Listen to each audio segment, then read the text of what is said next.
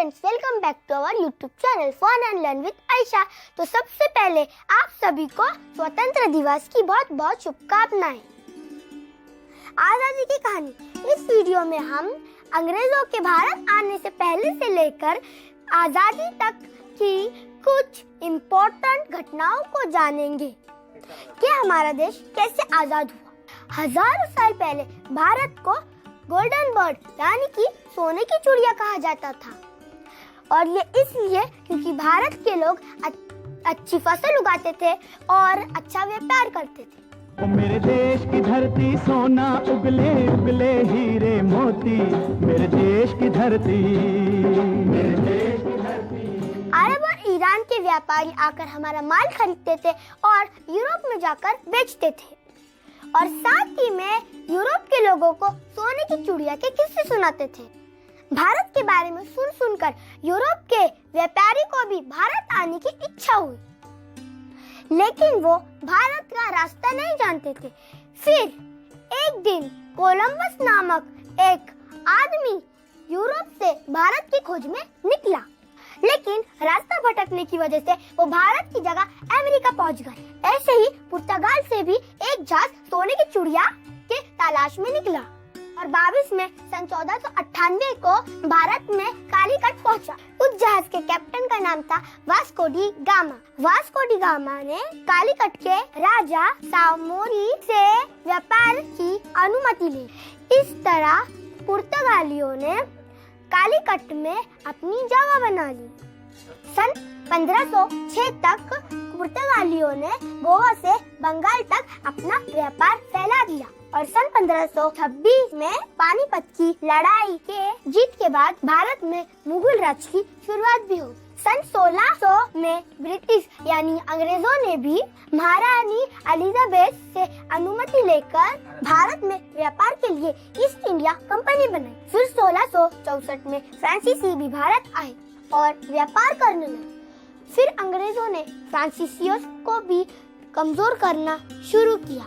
फिर नवाबों को भी आपस में लड़ाकर बंगाल पर कब्जा कर दिया।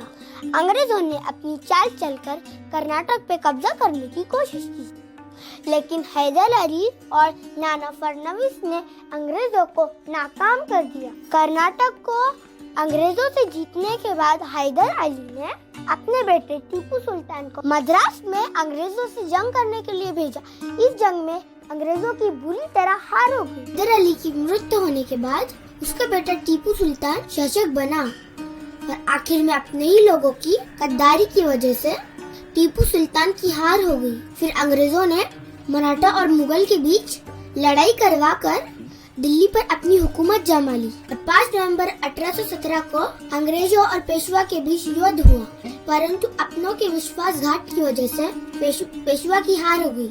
और धीरे धीरे अंग्रेजों ने एक एक्ट पास किया, जिसके तहत ये तय हुआ कि अगर किसी राजा का वारिस न हो तो वो कंपनी की अनुमति के बिना किसी को गोद लेकर राजा नहीं बना सकते। इस नीति की वजह से अंग्रेजों ने बहुत सारे राज्य को अपने अधिकार में ले लिया। सतारा, पंजाब, नागपुर, सिक्किम, जबलपुर पर अंग्रेजों का राज हो गया।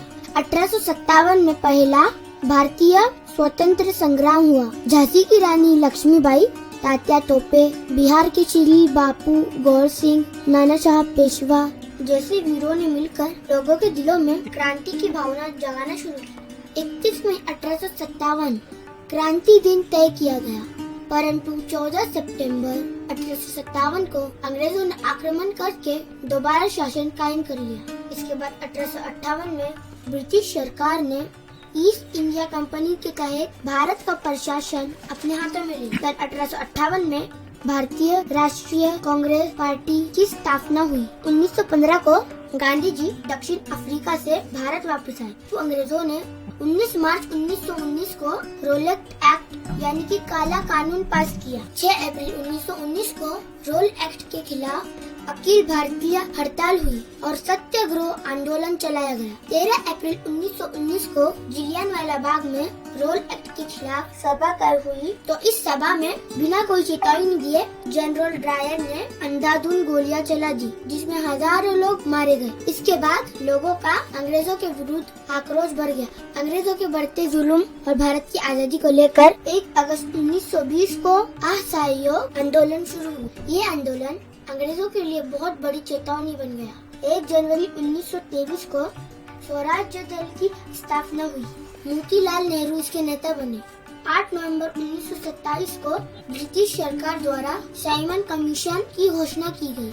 इसमें किसी भी भारतीयों को शामिल नहीं किया गया, जिसका पूरा देश में साइमन गो बैक के नाम से विरोध किया गया।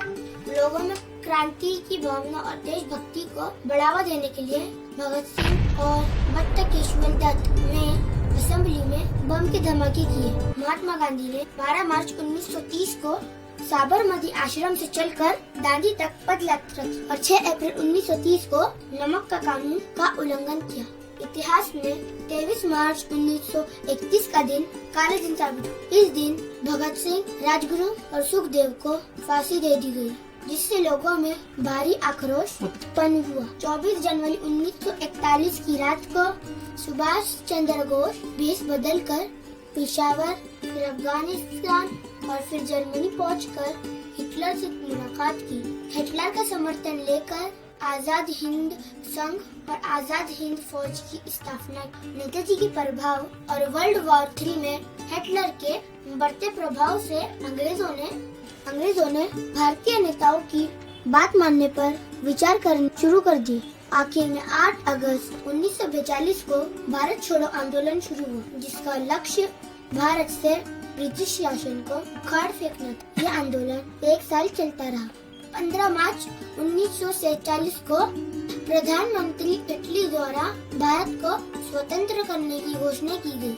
1946 को अंतरिम सरकार की स्थापना हुई, जिसमें पंडित जवाहरलाल नेहरू प्रधानमंत्री बने। फिर 14 अगस्त 1947 को पाकिस्तान भारत से आजाद कर दिया गया और आखिर में आजादी का दिन यानी कि 15 अगस्त 1947 आ ही गया, जब भारत को स्वतंत्रता मिली। इस प्रकार अंग्रेजों के चंगुल से और बहुत लंबे संघर्ष और कुर्बानियों के बाद आज हम आजाद भारत में सांस ले रहे हैं। हमें इन सभी स्वतंत्र सेनानियों के अमूल्य योगदान को नहीं भूलना चाहिए। जय हिंद। इस वीडियो को लाइक और शेयर भी कीजिए और चैनल को सब्सक्राइब भी कीजिए। Thank you.